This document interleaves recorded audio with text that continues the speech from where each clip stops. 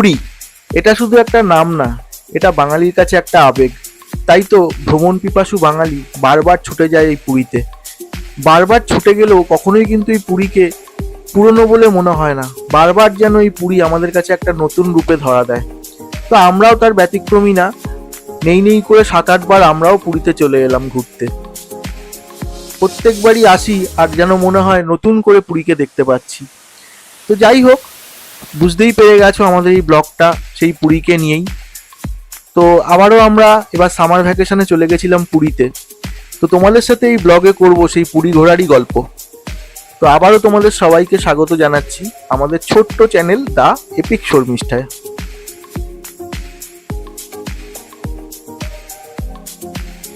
তো বাবানের summer vacation শুরু হয়ে গেছে। প্রত্যেকবারই আমরা সামার ভ্যাকেশনে কোথাও না কোথাও ঘুরতে যাই।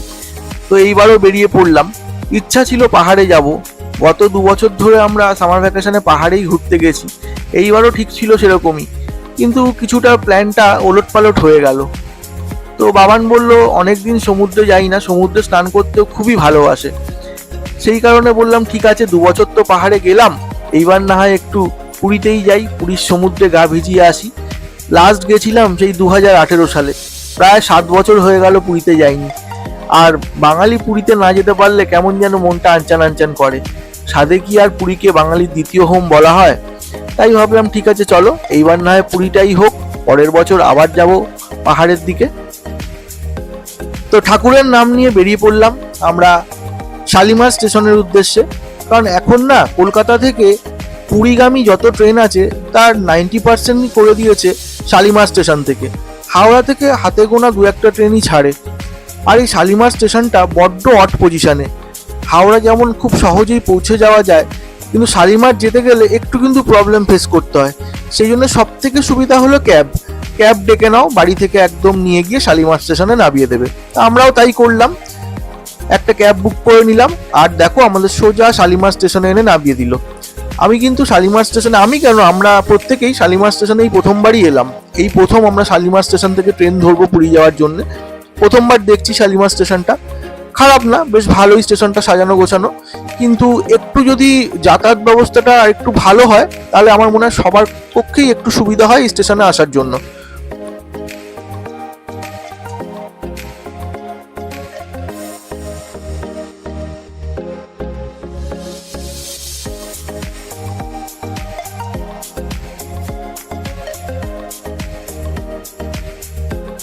তো দেখো আমরা এখন স্টেশনের ভেতর দিকে ঢুকছি।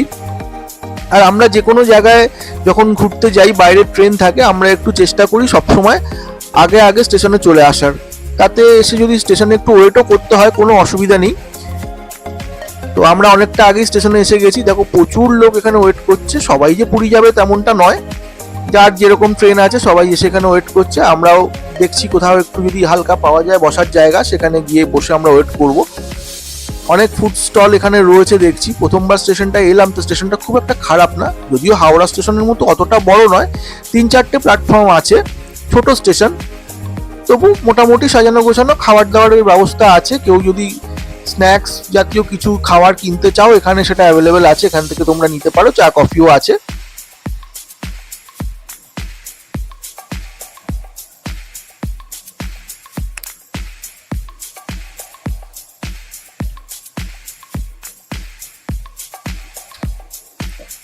তো অনেক কষ্টে একটা ফাঁকা সিট পেয়ে গেছি।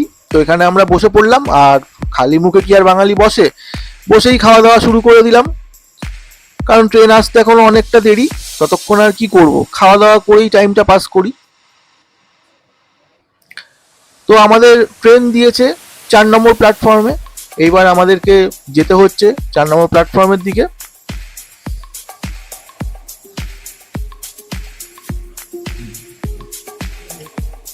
তো তোমাদের সাথে আলাপ করিয়ে দিই আমাদের ভ্রমণ সঙ্গী যারা রয়েছে।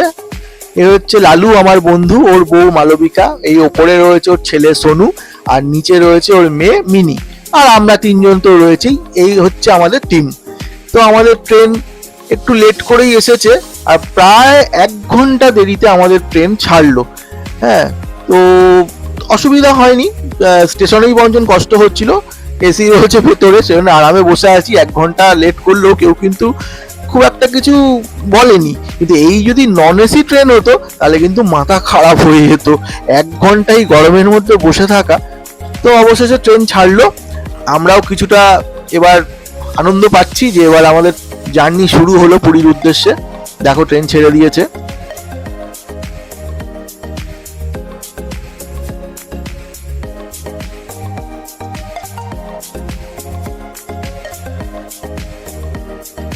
তো তোমরা দেখতেই পাচ্ছ আমাদের ট্রেন ছেড়ে দিয়েছে। এইবার ডিনার করে আমরা শুয়ে পড়বো। তোমাদের সাথে দেখা হবে সকালবেলা পুরীতে।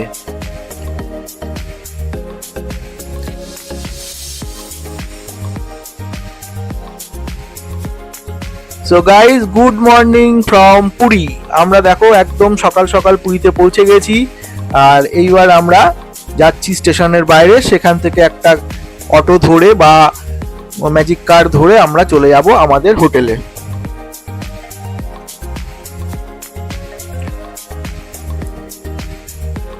এই সেই পুরী স্টেশন, বহুবার আমরা এসেছি।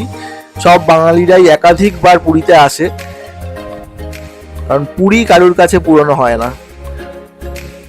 তো আস্তে আস্তে আমরা স্টেশনের বাইরের দিকে যাচ্ছি, প্রচুর ভিড় বাইরে।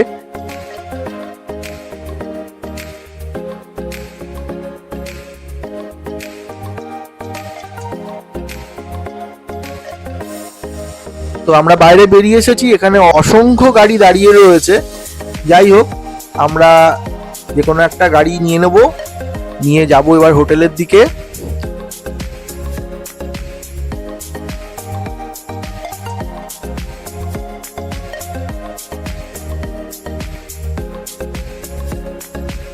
তো স্ট্যান্ড থেকে আমরা একটা অটো রিজার্ভ করে নিয়েছি। এই অটো ধরেই আমরা যাচ্ছি আস্তে আস্তে সমুদ্রের পাশ দিয়ে আমাদের হোটেলের দিকে। এখনো সমুদ্রের দেখা পাইনি, তবে খুব শীঘ্রই পাবো।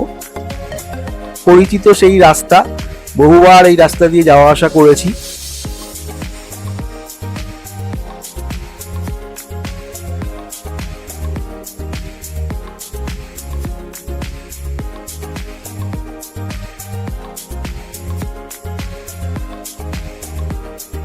আর কিছুক্ষণ যেতেই চোখে পড়লো সেই সমুদ্র, যেটা দেখার জন্যে পুরীতে ছুটে আসা। তবে এই ঝাউ গাছগুলো আগের বার যখন এসেছিলাম 2018 সালে, তখন কিন্তু ছিল না। এইবার দেখছি এই সামনে দিয়ে ঝাউ গাছগুলো লাগিয়ে দিয়েছে, যার জন্যে অটোর ভেতর থেকে কিন্তু সমুদ্রটাকে পরিষ্কার করে দেখতে পাচ্ছি না।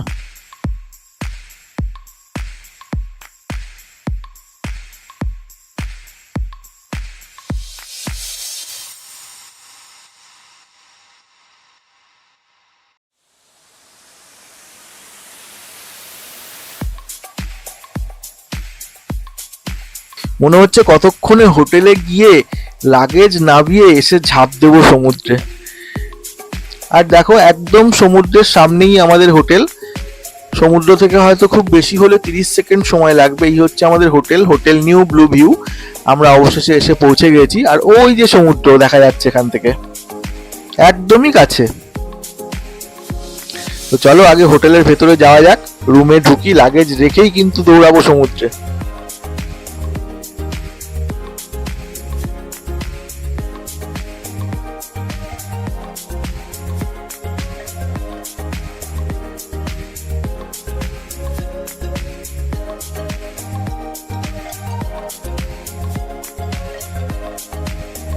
দেখো বাবান এখন বড় হয়ে গেছে, তাই আমাকে অনেকটা হেল্প করে দেয়। ও একটা ট্রলি ব্যাগ নিয়েছে, পিঠে একটা ব্যাগ নিয়েছে, আমার অনেকটাই হেল্প হয়ে যায়। আর এই হচ্ছে আমাদের রুম, রুম নাম্বার 545। তোমাদেরকে একটু রুমের ভেতরটা দেখিয়ে দিই। এসি রুম তো অবশ্যই, এই গরমে এসি ছাড়া কি থাকা যায়?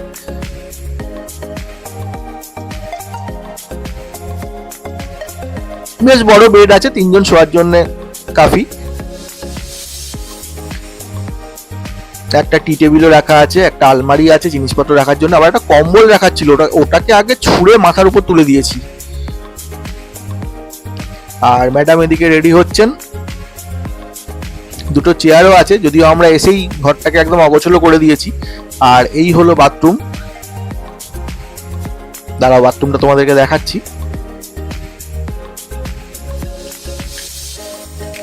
দেখো বাথরুমে যা যা থাকার দরকার মোটামুটি দেখছি সবই আছে, শাওয়ার আছে, কোমোড আছে, আর এদিকে একটা রড আছে জামা কাপড় রাখার জন্য, বেসিন আছে, আয়না আছে, আর আমরা আমাদের জিনিসপত্র পাশ দিয়ে সাজিয়ে নিয়েছি। জলও পড়ছে, বালতি মগ তো থাকবেই, ঠিক আছে ঠিকঠাক। এখানে একটা ড্রেসিং টেবিল রয়েছে, এলইডি টিভি আছে, টিভি দেখছেই বা কে, ঘুরতে এসে কেই বা টিভি দেখে, তবু আছে দেখিয়ে দিলাম। তো অনেক হয়েছে, আর পারছি না, চলো এবার সমুদ্রের দিকে। ব্যাস, welcome to Puri sea beach. একদম লাফিয়ে চলে এসেছি সমুদ্রে, কোনো কথা হবে না, আগে ঝাঁপাবো সমুদ্রে, তারপর খাওয়া দাওয়া সবকিছু দেখা যাবে। হ্যাঁ, যদিও ব্রেকফাস্টটা করে এসেছি, না হলে পরে সমুদ্রে ঝাঁপানোর ক্ষমতা থাকতো না।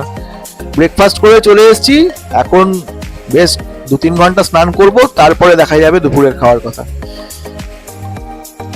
আর আমাদের হোটেল থেকে তো সমুদ্র একদমই কাছে, বললাম মাত্র 30 সেকেন্ড লাগে, রাস্তা পেরোলেই সমুদ্র।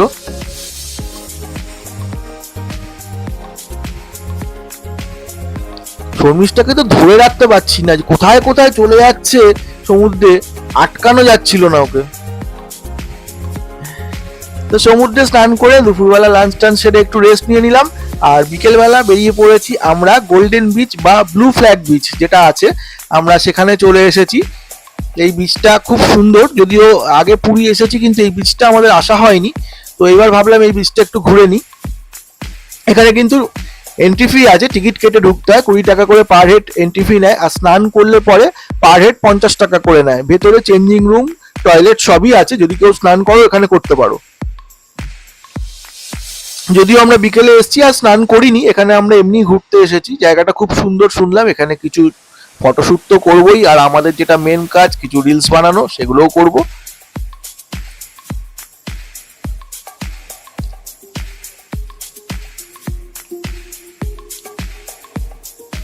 একটুখানি রাস্তা হেঁটে বিচ অব্দি যেতে হয়, আমাদের টোটোটা আমাদের মেন রোডে নামিয়ে দিল, ওখান থেকে খানিকটা হাঁটতে হয়। তো দেখো এই হলো এন্ট্রি গেট, এখান দিয়ে ভেতরে ঢুকতে হবে, টিকিট কেটে অবশ্যই। আর ভেতরটা কিন্তু প্রচন্ড নিট অ্যান্ড ক্লিন, একদমই এই বিচটায় কোনো নোংরা কেউ পাবে না। দেখো সিকিউরিটি এখানে টিকিট দেখে প্রত্যেককে ভেতরে এন্ট্রি করাচ্ছে।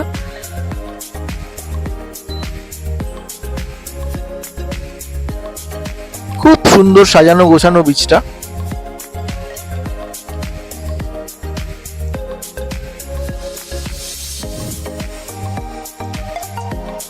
আর মাঝখান দিয়ে এই বালির উপর দিয়ে দেখো একটা রবারের কার্পেট টাইপের পাতা আছে, যখন বালি খুব গরম থাকে বালির উপর দিয়ে হাঁটতে কষ্ট হয়, তাই এর উপর দিয়ে হাঁটলে পরে পায়ে গরমটা কম লাগে, সেই কারণে এটা পাতা হয়েছে।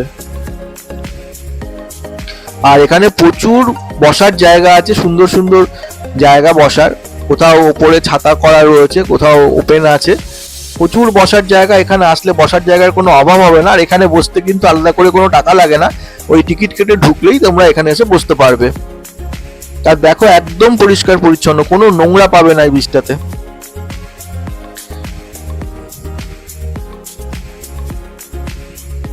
দেখো কত বসার জায়গা এখানে।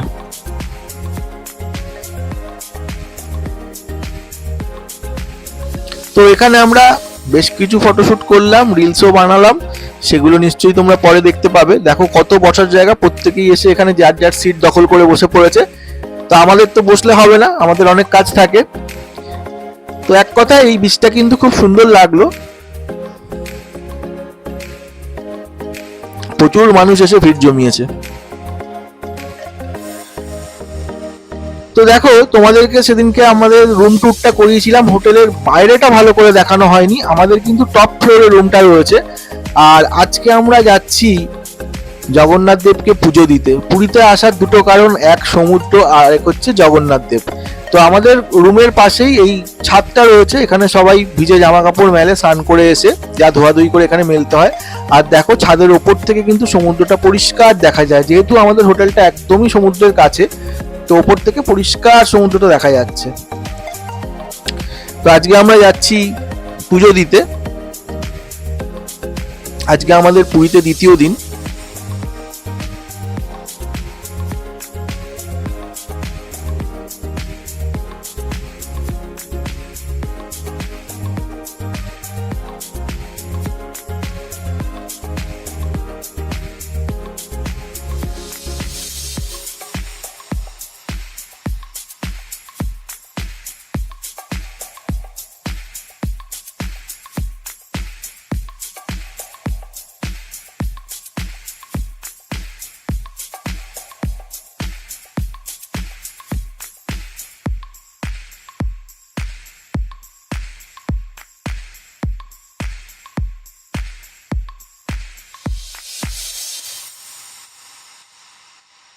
আমাদের রুমটা টপ ফ্লোরে ছিল, কিন্তু যেহেতু লিফট ছিল খুব একটা অসুবিধা হয়নি। আমরা জেনে বুঝেই নিয়েছিলাম যে লিফট যখন আছে তাহলে টপ ফ্লোরে হলে কোনো অসুবিধা নেই।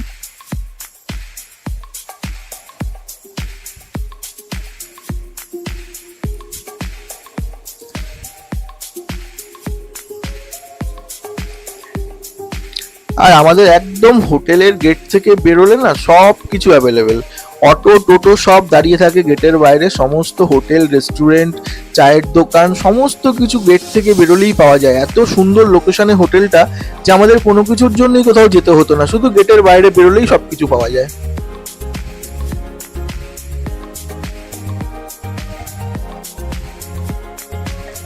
তো একটা অটো ধরে আমরা চলে এলাম পুরীর মন্দিরে। এই হচ্ছে সেই বিখ্যাত পুরীর জগন্নাথ মন্দির। তোমাদেরকে একটু দেখিয়ে দিই, তোমরা অনেকেই এসেছো, বেশিরভাগই এসেছো, তবুও একবার তোমাদেরকে দেখিয়ে দিলাম। ভেতরে কিন্তু মোবাইল বা ক্যামেরা কোনোটাই অ্যালাউ নেই। আমাদের দক্ষিণেশ্বরের মতোই এখানে কাউন্টার আছে, সেখানে কিন্তু মোবাইল জুতো সব জমা রেখে তারপর ভেতরে ঢুকতে হয়। তাই ভেতরে গিয়ে তোমাদেরকে আর কিছুই দেখাতে পারবো না, বাইরে থেকে যতটা সম্ভব দেখিয়ে দিচ্ছি। যদিও নতুন করে দেখানোর কিছুই নেই, প্রত্যেকেই অনেকবার করে পুরী এসেছো, তবুও ব্লগ যখন বানাচ্ছি আর পুরীতে যখন এসেছি মন্দিরটাকে কি আর বাদ দেওয়া যায়।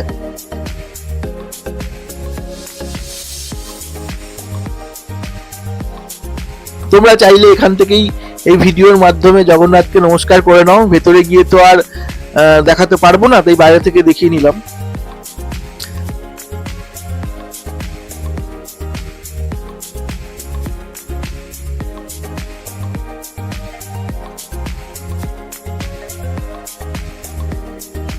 তো সকালে আমরা আজকে জগন্নাথ দেবকে পুজো দিয়েছি, কারণ আজকে একটা বিশেষ দিন, আজকে আমার মিষ্টি বউটার জন্মদিন। হ্যাঁ, সকালে সেই কারণেই আজকের দিনটা বেছে নিয়েছিলাম পুজো দেওয়ার জন্য। আর রাত্রে একটু সেলিব্রেট করতেই হয়, তাই একটা ছোট্ট কেক নিয়ে এসেছি। নিয়ে এসে আমরা এখানে একটা ছোট্ট কেক কাটিং পর্ব সেরে নিচ্ছি। আমরা না লাস্ট বেশ কয়েক বছর ধরে, যেহেতু সামার ভ্যাকেশনেই শর্মিষ্ঠার জন্মদিনটা পড়ে, সেই জন্য বাইরেই ওর বার্থডেটা বেশিরভাগ সেলিব্রেট করা হয়। কোনো বছর পাহাড়ে থাকি, কোনো বছর সমুদ্রে থাকি, প্রত্যেকবারই বাইরেই ওর সেলিব্রেশনটা হয়, বার্থডে সেলিব্রেশনটা।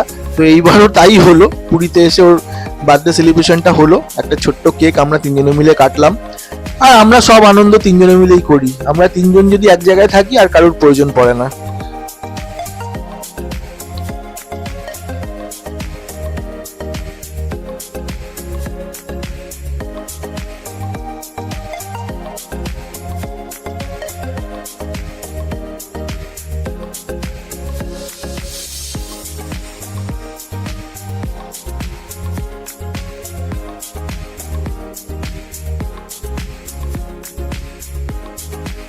তো আমাদের কেক কাটিং পর্ব শেষ। এবার আমরা একটু সমুদ্রে যাব, তারপর যাব ডিনার করতে। যেহেতু আজকে একটা বিশেষ দিন, তো আজকে ভাবলাম যে একটু পাড়িয়াতে যাব। পুরীতে এসে যদি একদিন পাড়িয়াতে না খাই তাহলে যেন কেমন পুরী ঘোরাটা অসম্পূর্ণ থেকে যায়। তাই আজকে ডিনারটা করতে চলে গেলাম পাড়িয়াতে। আজকে একটা বিশেষ দিন, আমার বউয়ের জন্মদিন, তাই ভাবলাম আজকের দিনটাই হলো পাড়িয়াতে যাওয়ার একদম আদর্শ দিন। প্রত্যেক বছরই পুরী এলে পাড়িয়াতে কিন্তু আমরা একদিন হলেও খাই।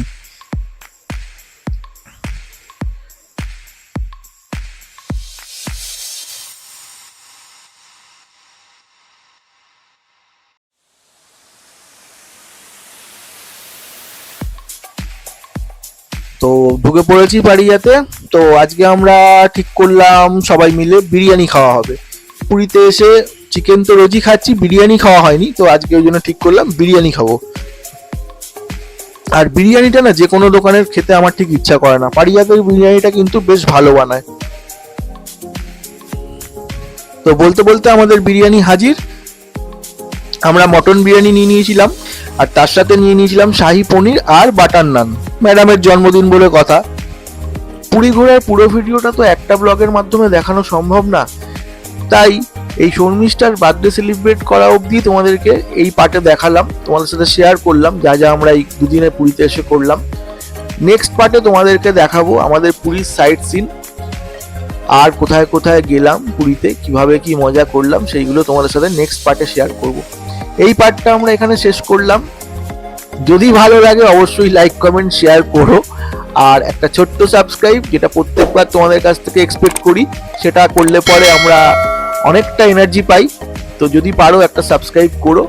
আর সবাই ভালো থেকো, সুস্থ থেকো। নেক্সট ব্লগে আবার তোমাদের সাথে দেখা হচ্ছে। ততক্ষণের জন্য টাটা, বাই বাই।